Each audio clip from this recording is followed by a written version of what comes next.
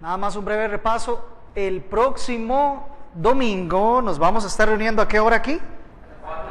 A las 4 de la tarde. Es decir, el próximo domingo, si usted viene a las 9, se va a encontrar todo cerrado. Y si se espera hasta las 10 o a las 11, igual va a seguir cerrado. Hasta las 4 de la tarde es que vamos a estar aquí en el culto de Navidad y acción de gracias. Lo cual va a implicar que usted durante esta semana se va a preparar junto con su familia para que la otra semana pueda venir y externar acerca de esos preciosos testimonios de la gracia de Dios sobre usted en este año. Va a dar gracias públicamente para gloria de nuestro Señor Jesucristo y para también el conocimiento de todos nosotros de lo que Dios ha venido haciendo en su vida. Así que el otro domingo no solamente viene a celebrar la Navidad, sino que también viene a dar gracias a Dios a las 4 de la tarde. Y el domingo siguiente es a las 10 de la mañana. De 10 a 12, no es que se corrió, sino es que es de 10 a 12. No vamos a tener la escuela dominical, pero sí el culto dominical. ¿Quedamos bien claros con eso, por favor? ¿Verdad que sí? ¿Quedamos bien?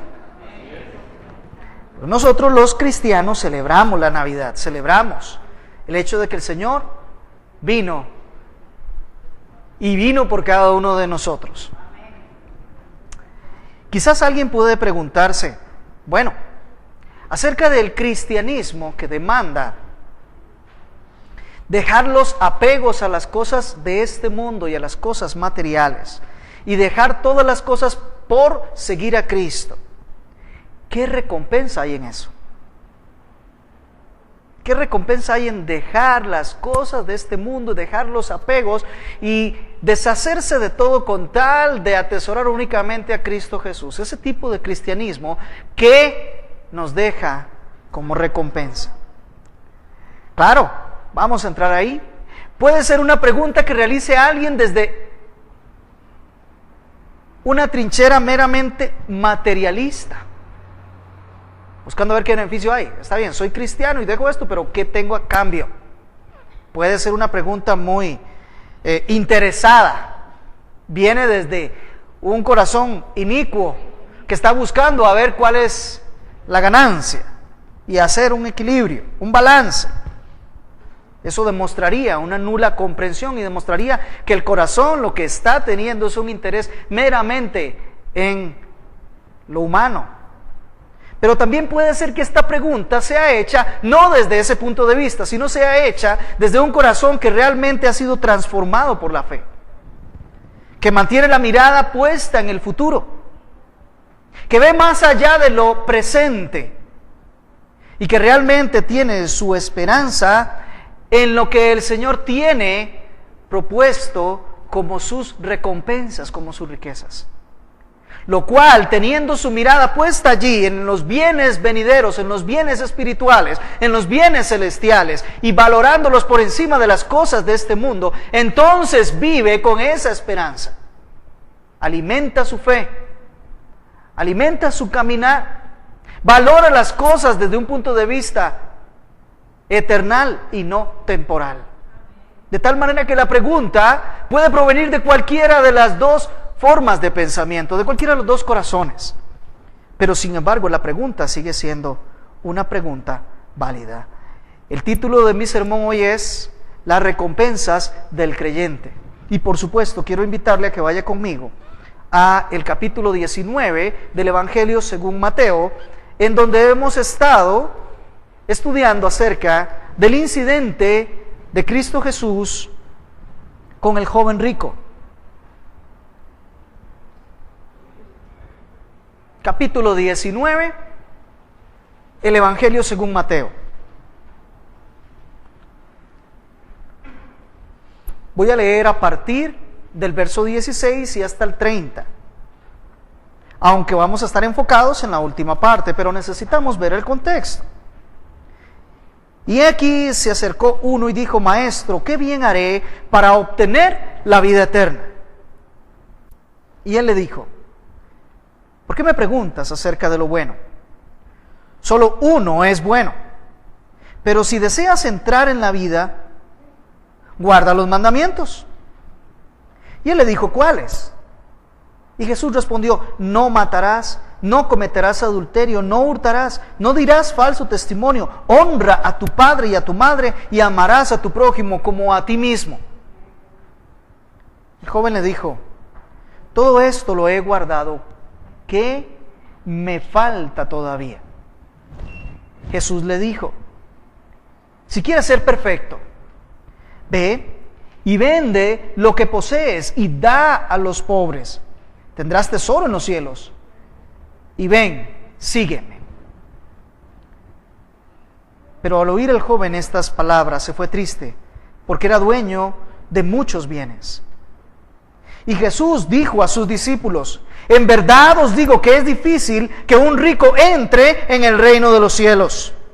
Y otra vez os digo que es más fácil que un camello pase por el ojo de una aguja que el que un rico entre en el reino de Dios.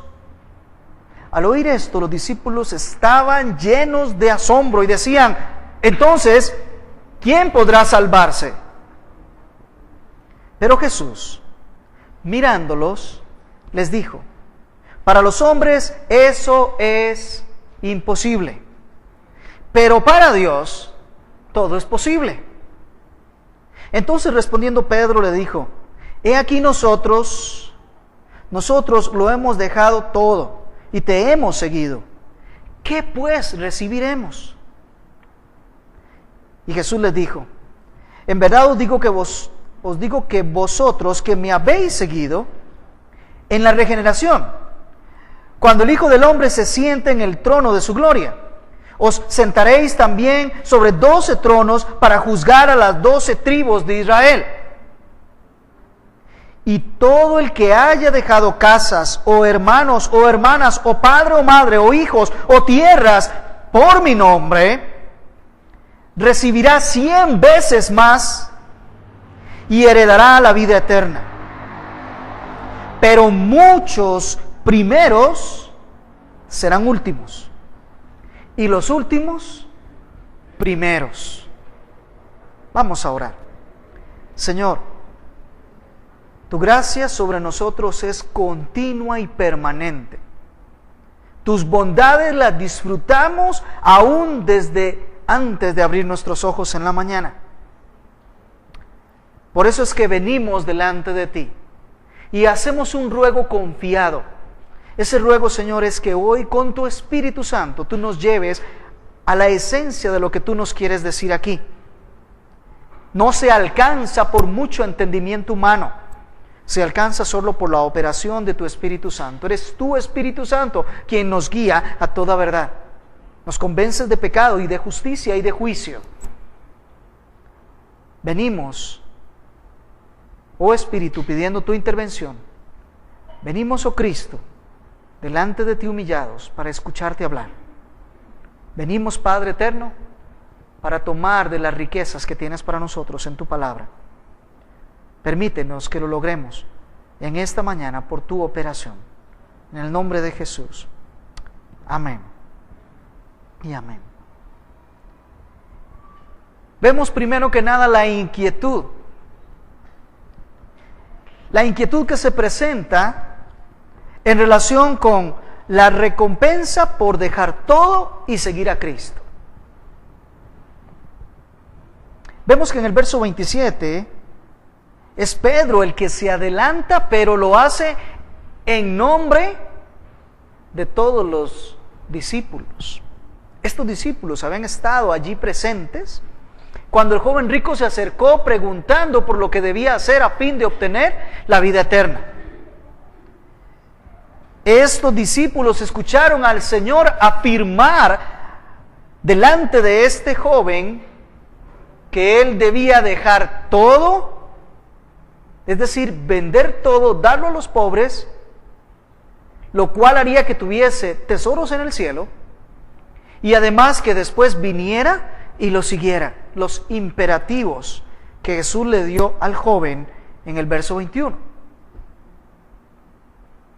Ellos habían visto cómo este joven, por tener muchas riquezas, se había ido triste. El problema no eran las riquezas. El problema era que el joven estaba apegado a esas riquezas. Las riquezas tenían al joven. Él se va triste y de inmediato Jesús les habla a sus discípulos y les dice una verdad central en el Evangelio.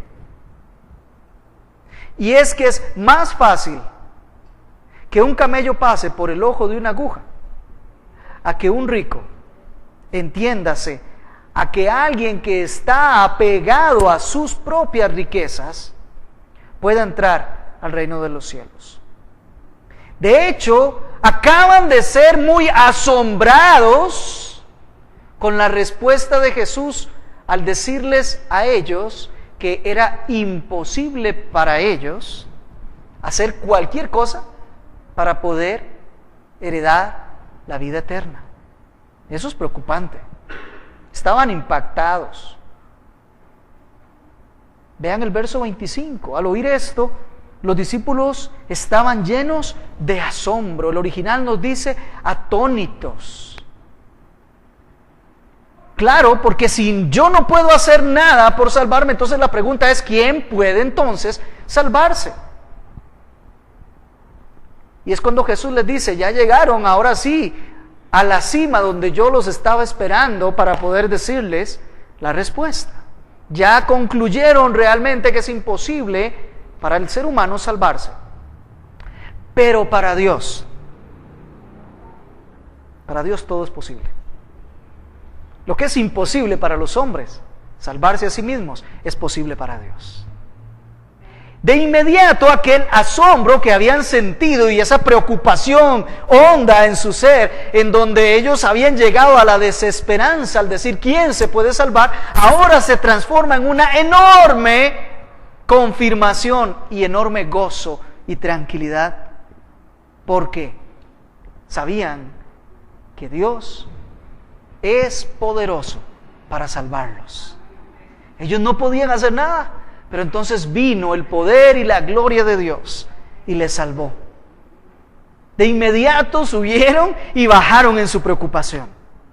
Ahora sienten tranquilidad. Si ellos habían sido escogidos por Jesús, habían caminado con Él, entonces Jesús es su Salvador y ellos están seguros. Él se los había dicho. Yo os escogí a vosotros, yo os llamé. Son míos.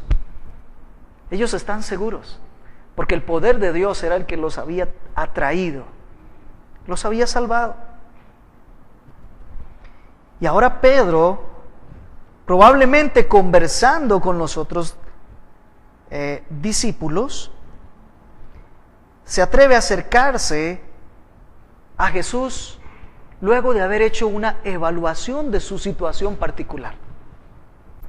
Ellos dicen, bueno, ahora estamos seguros, Jesús es nuestro Salvador, no era posible para nosotros, pero Él nos salvó.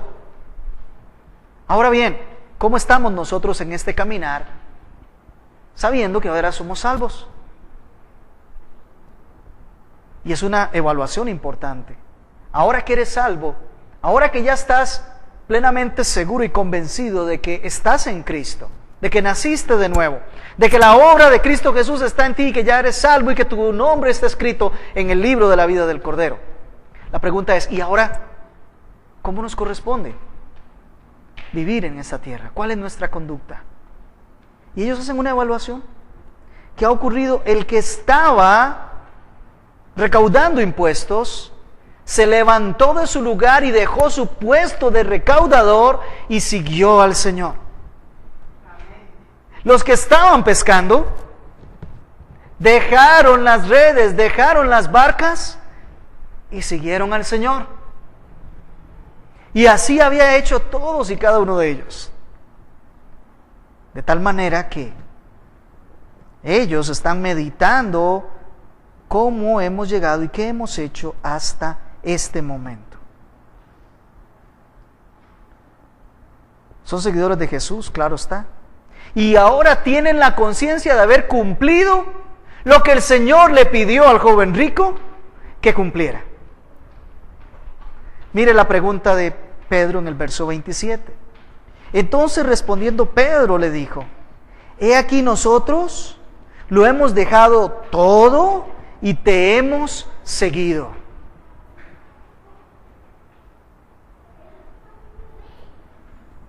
Pedro habla siendo la voz del grupo, y habiéndose enterado ellos que ellos estaban justo en la condición que Jesús le había pedido al rico que tuviese, dejar todo y seguir al Señor, ahora ellos preguntan: bueno, ¿y nosotros qué?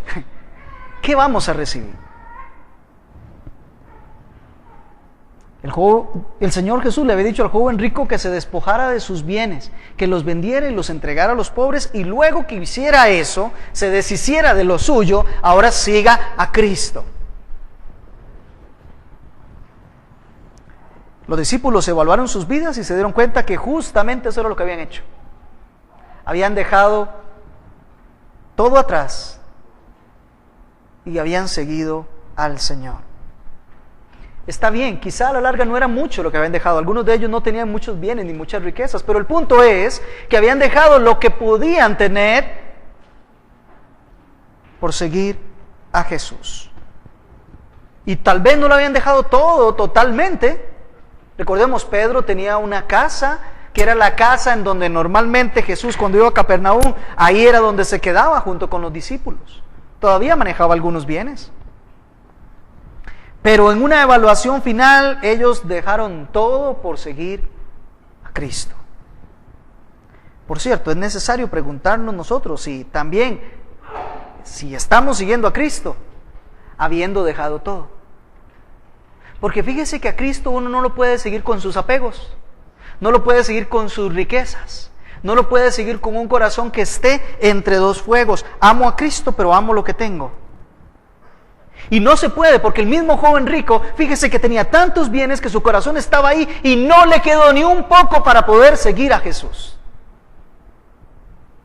El mismo Señor ha dicho que no se puede servir a dos señores, a Dios y a las riquezas. Yo no sé cuáles son sus riquezas, pero sí yo quiero que se pregunte hoy si realmente usted está siguiendo a Cristo habiendo dejado todas sus riquezas.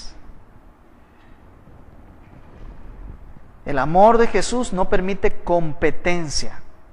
El amor hacia Jesús no permite competencia. Y no se puede seguir al Señor a menos que dejemos todo. A menos que renunciemos y abandonemos todo, no se puede seguir a Jesús. Él tiene que ser el máximo valor. Él tiene que ser la máxima riqueza. Él tiene que ser aquello que atesoramos y solo Él. Lo demás puede ser acompañante nuestro. Lo demás puede ser un adorno. Lo demás puede estar con nosotros algún tiempo, pero no puede ganar nuestro corazón.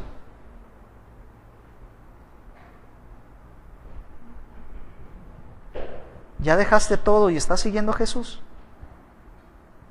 La pregunta de Pedro es muy sencilla. Señor, nosotros hemos dejado todo y te hemos seguido. Ya estamos en ese nivel que tú le exigiste al joven rico. Ya llegamos ahí. La pregunta es, ¿y qué pues recibiremos? Pedro le hace la pregunta al Señor acerca de la recompensa. Ya Jesús le había prometido al joven rico que si él lo hacía, tendría tesoros en el cielo. De tal manera que ya Pedro podría andar en la idea de que tendría tesoros en el cielo.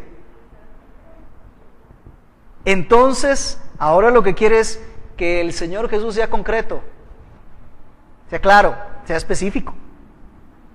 ¿Qué hay para mí? ¿Cuáles son esos tesoros en el cielo? ¿De qué se trata? ¿Qué obtendrían ellos? Estamos de acuerdo de que alguno podría interpretar esta pregunta de Pedro como un hombre interesado, ¿verdad? Un hombre materialista. Él quiere saber qué hay a cambio de seguir a Jesús. Pero ya decíamos al principio que esa pregunta se puede hacer tanto desde un corazón inicuo como desde un corazón piadoso. Concedo que en medio de la iglesia hay personas que tienen corazones materialistas. Porque el Señor dijo que en este tiempo el trigo y la cizaña iban a estar creciendo juntos. Concedo que nosotros conocemos muchas personas que están en las iglesias, simplemente es por el hecho de que la iglesia les reporta beneficios, que siguen a Cristo simplemente porque hay ciertos beneficios. Jesús mismo se volvió allá en Juan capítulo 6 y les dice: ustedes me siguen simplemente porque les doy de comer, porque hago milagros. Vienen buscando lo material. Ven el cristianismo como algo utilitario, algo para buscar beneficios.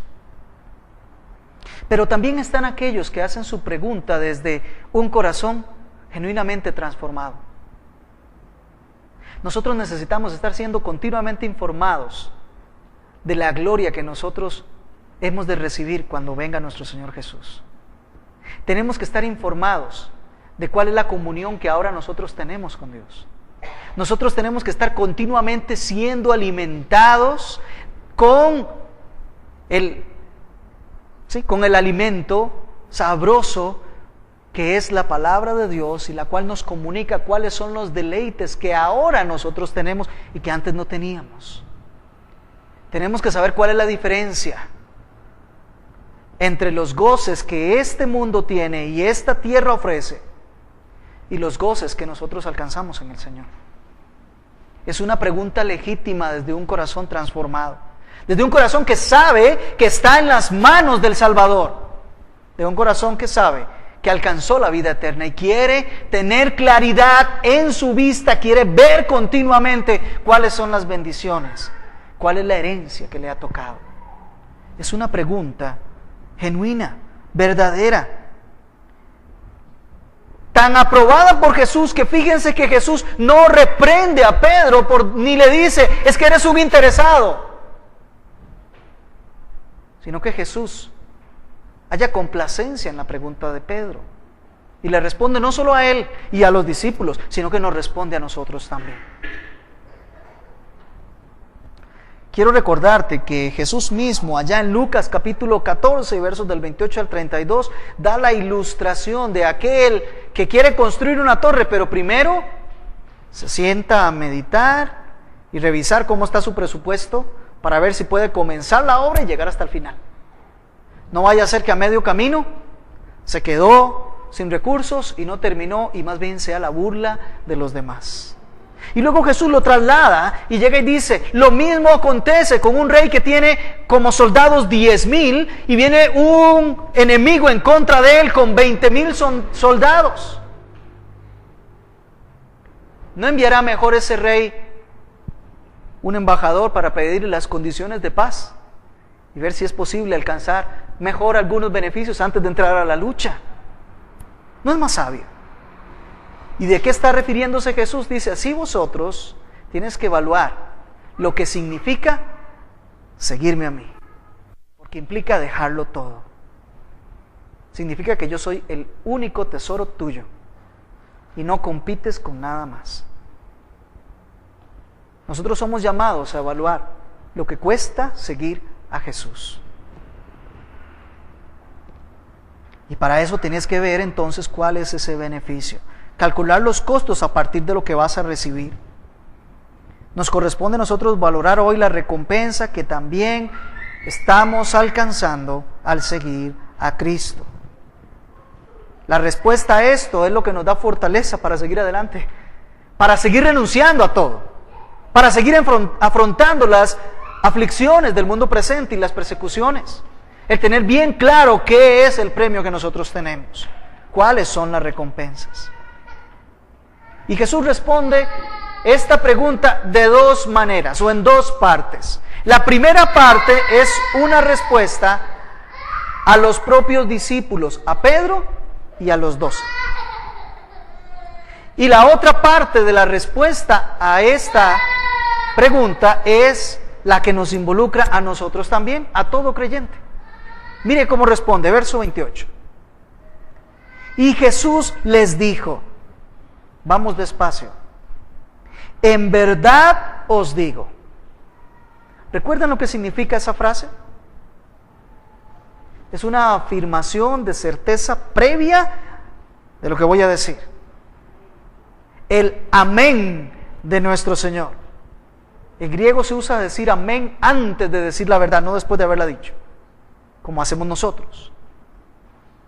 Sino que se dice amén para afirmar que lo que voy a decir de seguido es una verdad esencial.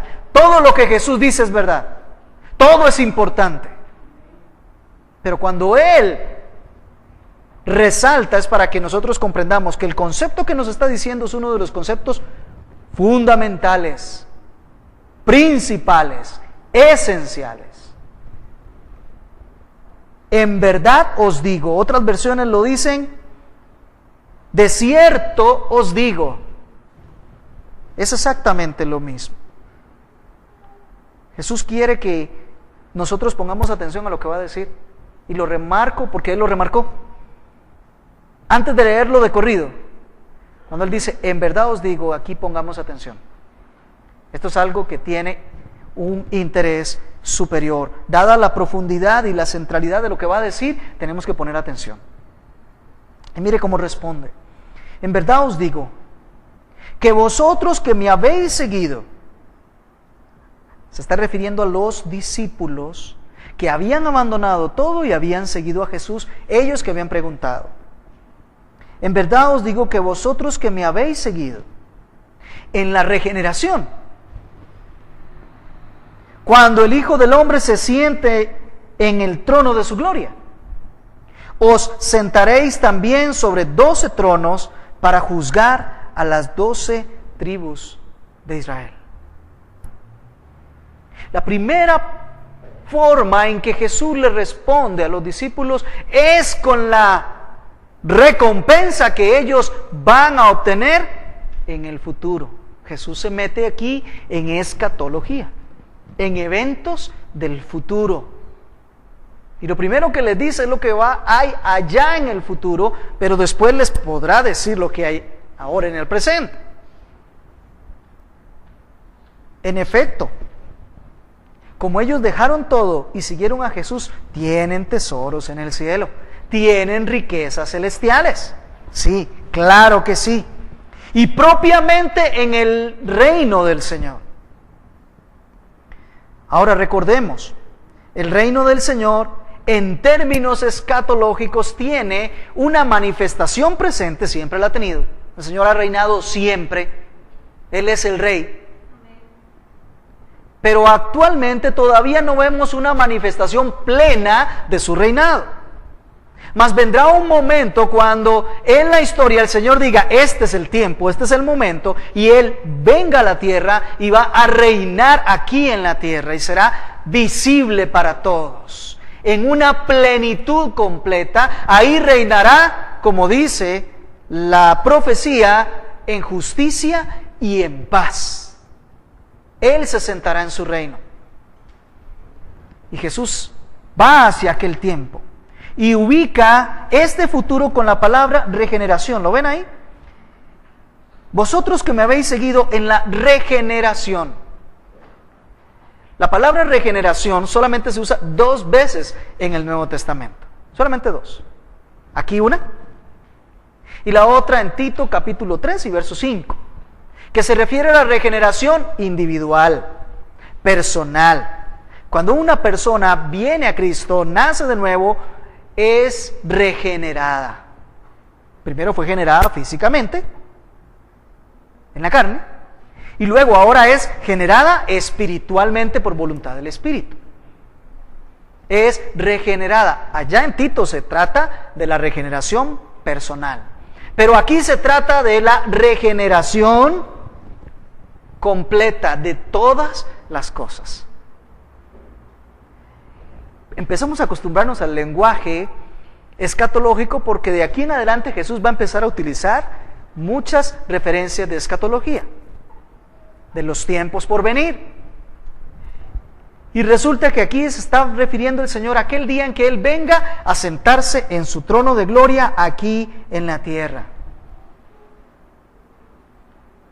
Lo que nosotros también conocemos como el reino milenial de Cristo. Esos 1000 años cuando Él venga aquí a la tierra a reinar. La Escritura nos narra que para ese periodo de nuestra historia, La Escritura nos narra que la tierra va a sufrir una regeneración. Eso es lo que nos revela la Escritura. Isaías 55, 3 y 4, Miqueas 4, 6 y 7, Isaías 65, 6 al 10, Jeremías 30, verso 22, Daniel capítulo 9, y en el Nuevo Testamento encontramos Mateo capítulo 7 y las referencias del capítulo 22 en adelante, lo mismo que encontramos en el capítulo 20 de Apocalipsis, y más referencias al reino terrenal, milenial de Cristo. Cuando Él venga, Él se sentará en su trono y la tierra va a ser regenerada. Pablo nos dice en Romanos que aún la tierra está gimiendo y con dolores de parto esperando la manifestación de los hijos de Dios, por la cual va a ser liberada de la vanidad a que fue sujeta. La tierra va a volver a florecer de la forma en que allá nosotros leemos en Génesis. Va a ser recompuesto, va a ser todo regenerado. Así que esos que andan por ahí luchando con que el medio ambiente y con que todas estas cosas, tengan mucha medida y tengan mucha ecuanimidad. Estamos de acuerdo que hay que ser buenos mayordomos de lo que tenemos ahora, pero la Biblia nos dice que todo va a llegar a una destrucción y que el Señor va a venir a regenerar todo en esta tierra nuevamente. Antes de los cielos nuevos y la tierra nueva, esta tierra va a sufrir una regeneración. Va a ser recompuesto. Y Él les dice, en ese tiempo, cuando yo me siente en el trono a reinar, ustedes se van a sentar en 12 tronos y van junto conmigo a reinar sobre Israel. Algunos hacen alegorías y quieren interpretar cosas aquí. Mire, déjelo en el tamaño en que lo dejó el Señor. ¿Qué le parece? Así debe ser, ¿no es cierto? Así se los dijo. En la regeneración va a haber 12 tronos y ustedes van a reinar sobre Israel. Está hablando de que es su reino y la administración de su reino, y ellos van a ser correinantes con Él. Que no es nada diferente a lo que nos promete a nosotros, reyes y sacerdotes también. Ellos están esperando el cumplimiento de esto. Pero también Jesús amplía, y aquí es donde nosotros estamos incluidos. Vea la segunda parte de la respuesta. Y todo el que haya dejado, vea que no dice solo ustedes. Antes sí les dijo, vosotros, ustedes les toca esta parte. Pero a todos, a todo el que haya dejado casas, o hermanos, o hermanas, o padre, o madre, o hijos, o tierras, por mi nombre, recibirá 100 veces más y heredará la vida eterna. Amados hermanos, esta segunda parte de la respuesta de Jesús tiene que ver con lo temporal y tiene que ver también con lo eterno, porque le habla de una porción aquí y una porción allá. Pero fundamentalmente tiene que ver con una generalidad, una aplicación general para todo el que deja casas, hermanos, hermanas, padre, madre, tierras, hijos, por causa del nombre del Señor. Esta es una promesa de aplicación general, de aplicación para todos. Es para todo creyente en todo lugar, en toda época. Y es una respuesta que habla de los bienes temporales. ¿Qué es lo que dice de los bienes temporales? Que no hay quien haya dejado todo esto que no reciba multiplicado por 100. Marcos capítulo 10, verso 30, que es el pasaje paralelo, dice, lo recibirá aquí, en esta tierra, ahora, en este tiempo. No, yo sé que a usted le suena como a una historia que anda ahí de la prosperidad, pero no se trata de eso. No se trata de eso. Se trata de las palabras de nuestro Señor Jesús, que dice que vamos a recibir más. Vamos. Si alguien tuvo que dejar hermanos, o padre, o madre, o hijos, para poder ser anexado a la familia de Dios, no es cierto que tiene más de 100 hermanos, más de 100 hijos, más de 100 padres. No es cierto. Aquí y en todo el orbe. Somos hermanos todos en Cristo, no importa en dónde estemos. Somos una gran familia. ¿Verdad que Jesús no miente? Para nada. No miente. Lo que pasa es que nosotros muchas veces no medimos las cosas en las palabras del Señor y nos falta comprensión. Durante el tiempo presente el Señor promete quintuplicarnos cualquier pérdida o cualquier entrega que nosotros hayamos hecho por causa del nombre de Cristo. Él no es deudor de nadie. Si hay alguien que es benefactor y que sabe dar recompensas, es nuestro Dios. Nos dio la vida eterna. ¿Quién era merecedor de ello? Nadie. Lo dio por gracia. Y es lo que es imposible para los hombres alcanzar, Él lo dio por gracia. Lo dio por misericordia. Así que aquí vemos dos conceptos juntos. Uno significa, o uno es dejarlo todo, y otro es hacerlo por causa del nombre de Cristo. No es dejarlo todo por dejarlo. Es por causa del nombre de Cristo. Implica claramente tener como mayor tesoro a Cristo Jesús y su causa mientras estamos aquí en la tierra. Y que Cristo Jesús y su causa sea lo que nos haga entregar a nosotros nuestra casa, nuestras tierras, nuestros familiares, entregar todo lo que Él nos pida que le entreguemos. Por su causa. No habla Jesús de tener que deshacerse de todo ello. No habla de eso. Pero hay casos en que sí tiene que hacerse así. Pregúntele al joven rico. A ese sí le ordenaron vender todo y darlo a los pobres. A lo que está haciendo Jesús referencia es una determinación del corazón, que está en disposición de entregarle al Señor todo lo que sea necesario con tal de que Él siga siendo el único tesoro. ¿Sí? ¿Me doy a entender? No estoy promoviendo que vaya usted saliendo ahora y venda todo lo que tiene y se quede en la calle. No, eso no es. Lo que sí tiene que estar dispuesto es a que lo que el Señor le pida en relación con sus bienes, usted tiene que tener la capacidad de entregárselo a Él, porque Él es su mayor tesoro. Porque Él es su tesoro. Lo demás es secundario. Cuando habla de dejar al padre, la madre, los hermanos, las hermanas, los hijos, no está diciendo que, bueno, deje de hablarles y no los atienda nunca más. No está hablando de eso. No está hablando de romper los vínculos familiares y dejar de atender las obligaciones. Primera de Timoteo, capítulo 5, verso 8, nos dice Pablo lo siguiente: si alguno no provee para los suyos y específicamente para los de su casa, ha negado la fe y es peor que un incrédulo. No, la fe nos lleva a atender a los nuestros. Pero en tiempos de determinación, de persecución, de aflicción, de dificultad, en tiempos de decisión, yo tengo que decidir por Jesús a costa de mi familia, de mi esposa, de mi esposo, de mis hijos, de mis padres, de mis hermanos, de mis hermanas. Cuando tengo que decidir entre ellos y Jesucristo, la decisión ya está tomada. Es Jesucristo. Ese es mi tesoro. Ahora yo quiero decirle algo.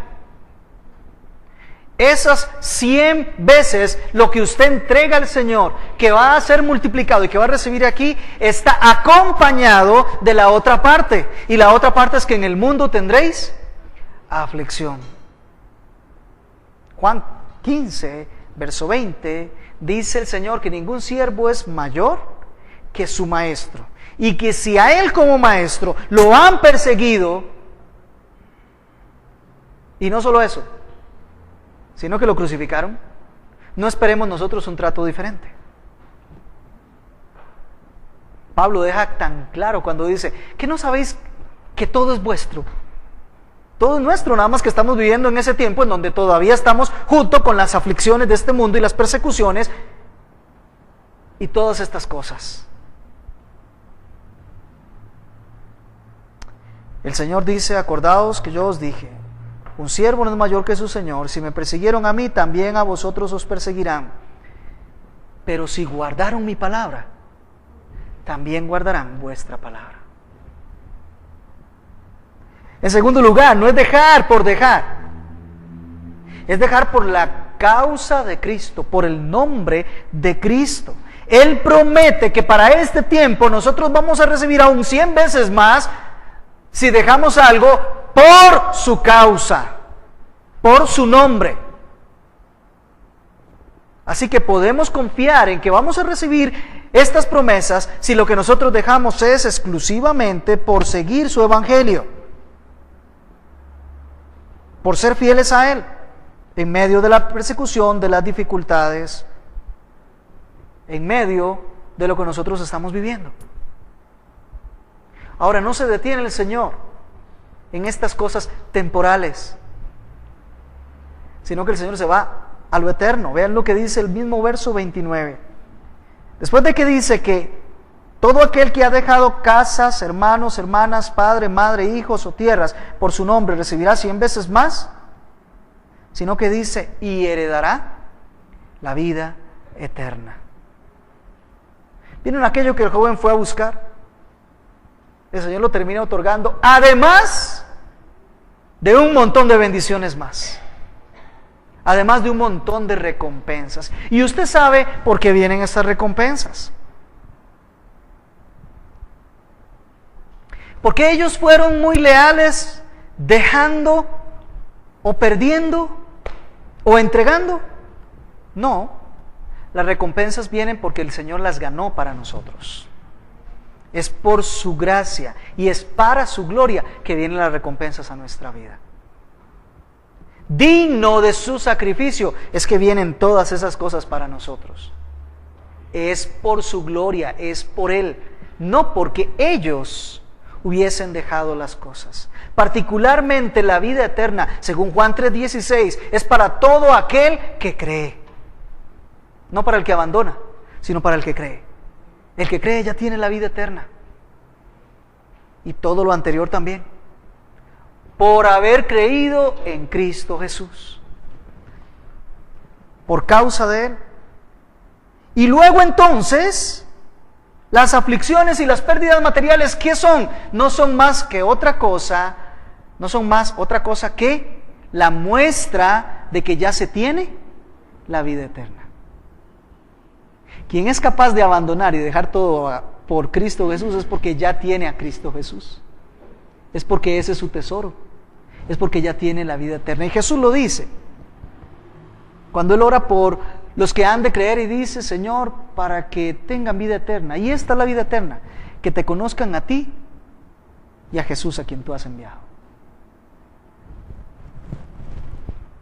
Las aflicciones confirman la verdadera fe. Las pérdidas confirman la verdadera fe. No es a la inversa. ¿Sí? ¿Me doy a entender? El dejar todas las cosas y perderlas por la causa de Cristo, lo que hacen es confirmar que ya está la vida eterna ahí. No es para ganar. Y entonces, esta herencia que nosotros tenemos es mencionada también por Pedro.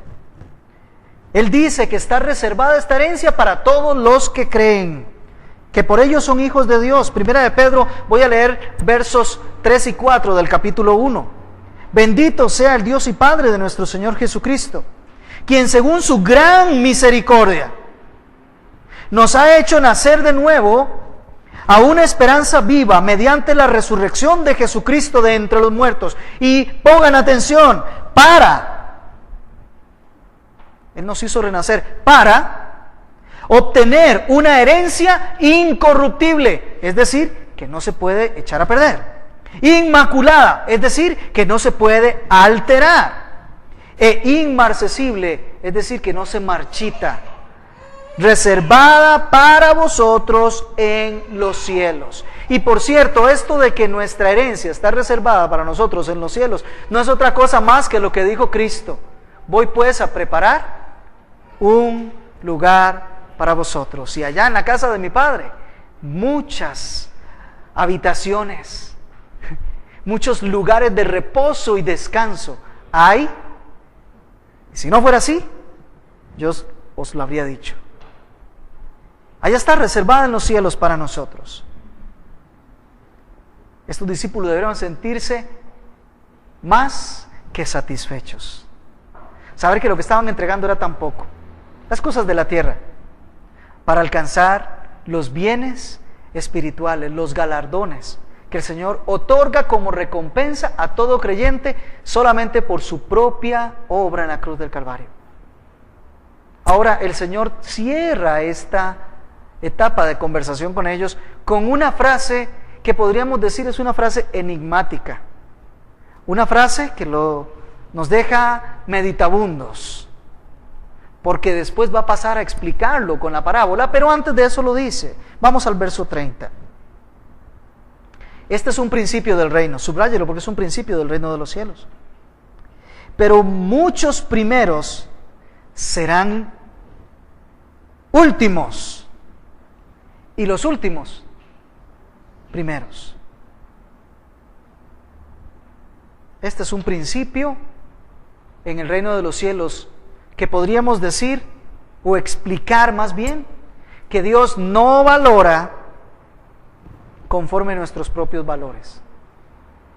Él valora muy distinto las cosas. Primero, entendemos que el rey del reino celestial es Cristo Jesús. ¿No es cierto?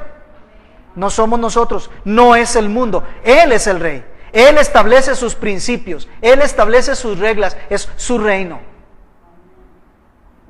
Él es el de la autoridad. Y cuando su reino se manifieste en esa dispensación del milenio, va a manifestarse bajo las leyes, preceptos y principios de Dios. Ahorita no lo vemos así.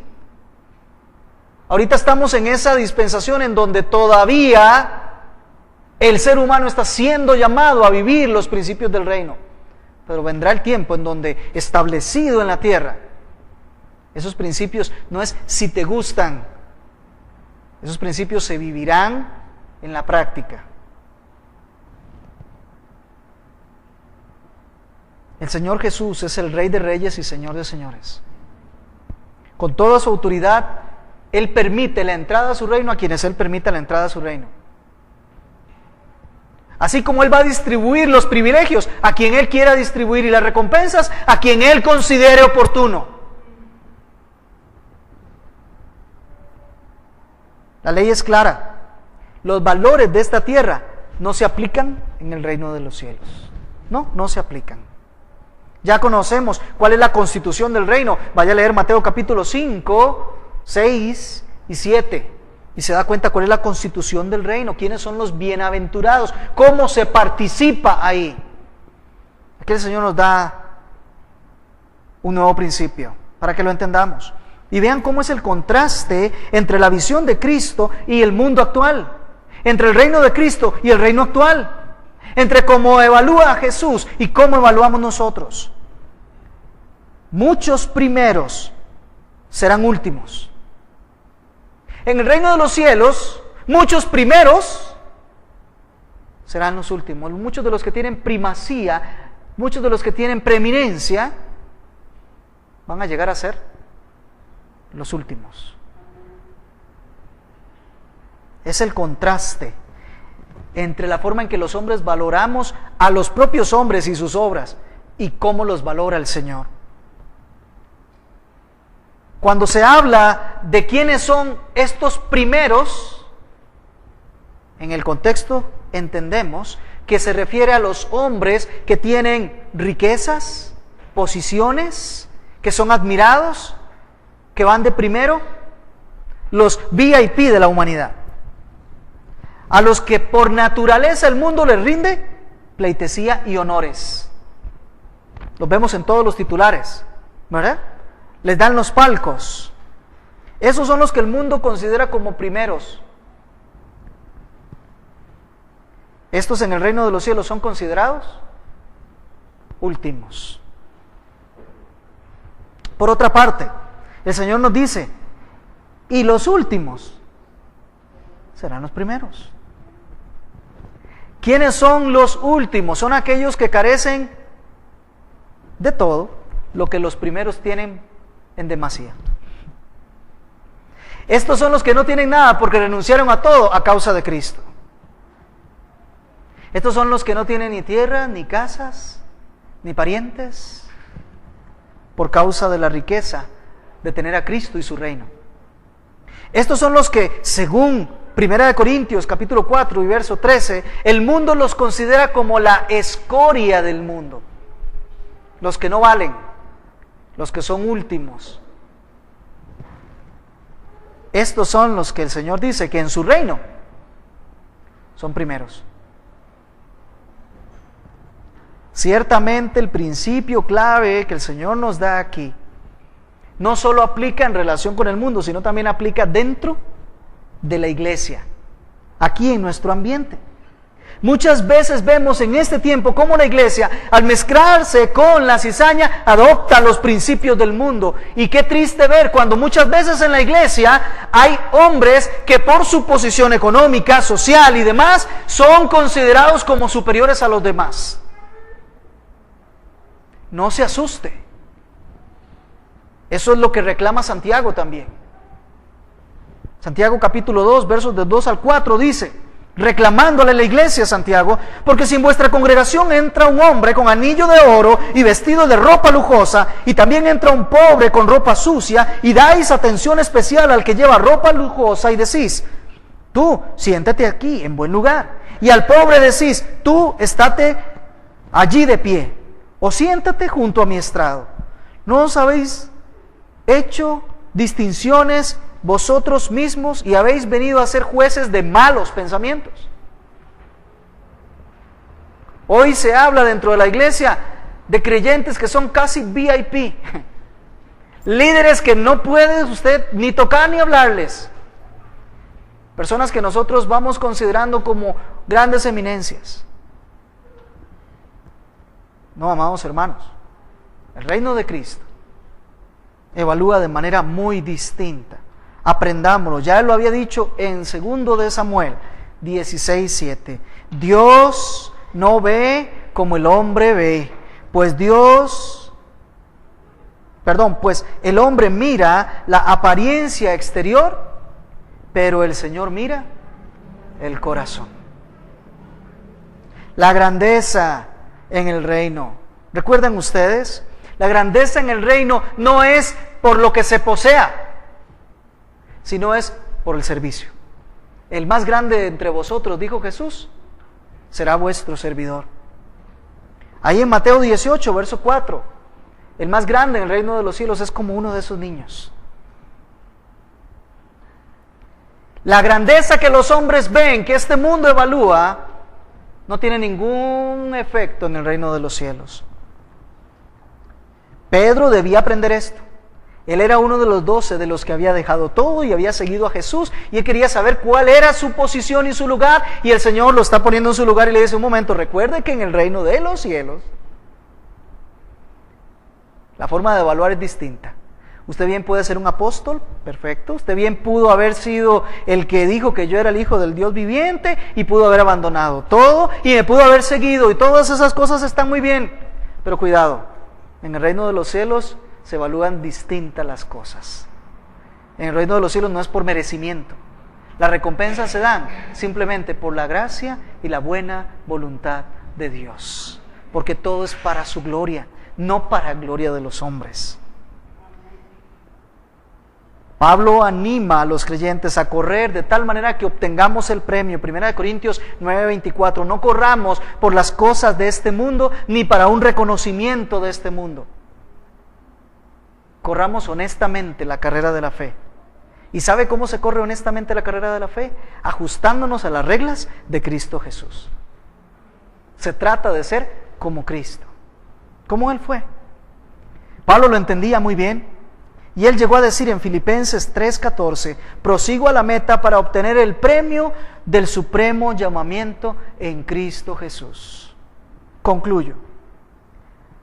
A la luz de lo que nos ha expuesto el Señor Jesús en relación con su reino y con el llamamiento a tener por mayor valor al Señor y su reino que los tesoros de esta tierra, ¿cómo estamos cada uno de nosotros?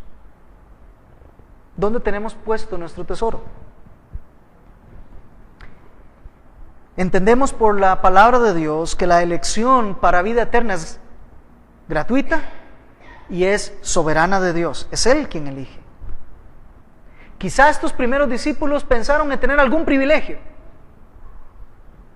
pero el Señor Jesús equilibró la balanza y dijo, un momento, las recompensas se darán de una manera muy distinta, no conforme los hombres piensan, sino conforme Cristo conceda otorgarlo, y lo vamos a ver en la parábola que sigue. Les invito a que lo lean. La pregunta es, ¿ya tú has valorado lo que cuesta seguir a Jesús? ¿Eres un seguidor de Cristo que ha dejado todo por seguirlo a Él? ¿Que estás dispuesto a entregar lo que Él te pida? Pablo es otra vez un ejemplo de cómo esto se lleva a la práctica. Y él dice en Filipenses 3, del 7 al 11, pero todo lo que para mí era ganancia, lo he estimado como pérdida por amor de Cristo. Que tenía riquezas, sí, delante de Cristo eso es una pérdida. Que tenía renombre, sí, delante de Cristo eso es una pérdida. Y sigue diciendo, y aún más, dice Pablo, yo estimo como pérdida todas las cosas en vista del incomparable valor de conocer a Cristo Jesús, mi Señor, por quien lo he perdido todo. Lo considero incluso como basura a fin de ganar a Cristo y ser hallado en Él, no teniendo mi propia justicia derivada de la ley, sino la que es por la fe en Cristo, la justicia que procede de Dios sobre la base de la fe, y conocerle a Él y el poder de su resurrección y participar en sus padecimientos, llegando a ser como Él en su muerte, a fin de llegar a la resurrección de entre los muertos. Pablo dice, el gozo más precioso para mí en la vida es tener todo lo que tengo como si fuese basura, con tal de seguir a Cristo y participar de sus padecimientos y de su persecución y de sus aflicciones y de ser llevado a la muerte por Él, porque así con Él yo voy a resucitar. Pregunto, ¿eso es lo que tú valoras en tu vida?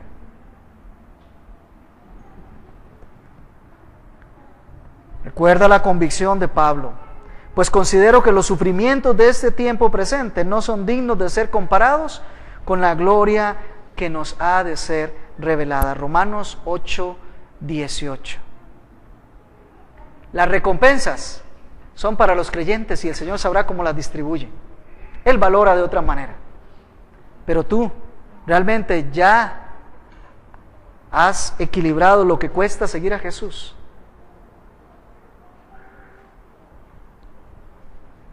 Él dice claramente, todo el que haya dejado casas, hermanos, hermanas, o padre o madre, o hijos o tierras por mi nombre, recibirá 100 veces más. Y si eso no inclina la balanza, además dice, recibirá la vida eterna. Inclina el rostro, cierra los ojos y medita por unos momentos en esta palabra.